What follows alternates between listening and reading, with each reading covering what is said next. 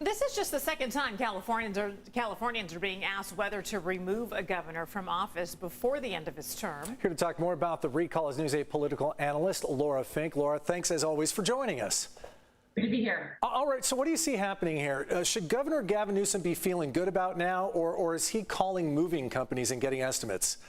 I think he's probably feeling pretty good because one of the things that he was facing were environmental challenges where the winds were against him. And essentially the hair of the dog that bit him has turned in his favor. People were upset and signed that petition because they were upset with his choices around COVID and the pandemic. And now, in fact, because it has swung in the opposite direction, that may be the thing that saves him. The other thing to think about, women. Women, by and large, are supportive of Governor Newsom, and just a slim majority of men want that recall to take place. So if Governor Newsom prevails, you better send a thank you note to all those California women that saved him. Talk about Republicans, as our reporter that we just heard from mentioned, Republicans traditionally showing up on Election Day.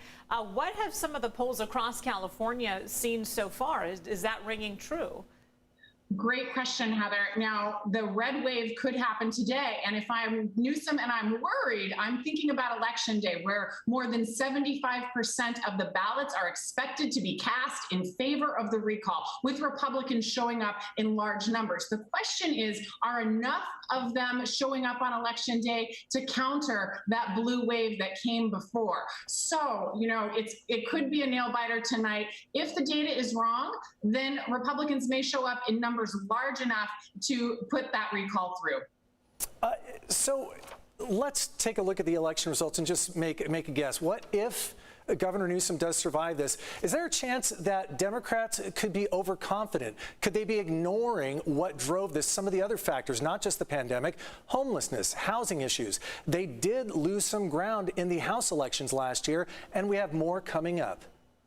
Well, I think the House elections are fundamentally different than the statewide elections. The dynamics are different and the electorates are different in each of those House races. What I will say is this: Governor Newsom, as he faces a re-election challenge next year, if he prevails today, has to take a look at some of those issues that you mentioned. He should be certainly checked by this show of opposition on the right and in opposition to some of the choices that he's made. Certainly, I think he won't be dining out at the French Laundry again anytime soon.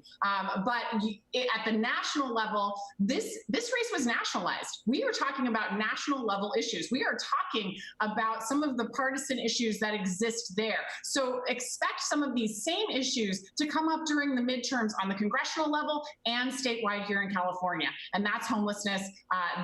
Those are some of those pandemic conditions, the economy, of course, masks and vaccines, all will be on the table come midterms. All right, our political analyst Laura Fink weighing in on all this. Laura, we do appreciate your expertise. Thanks.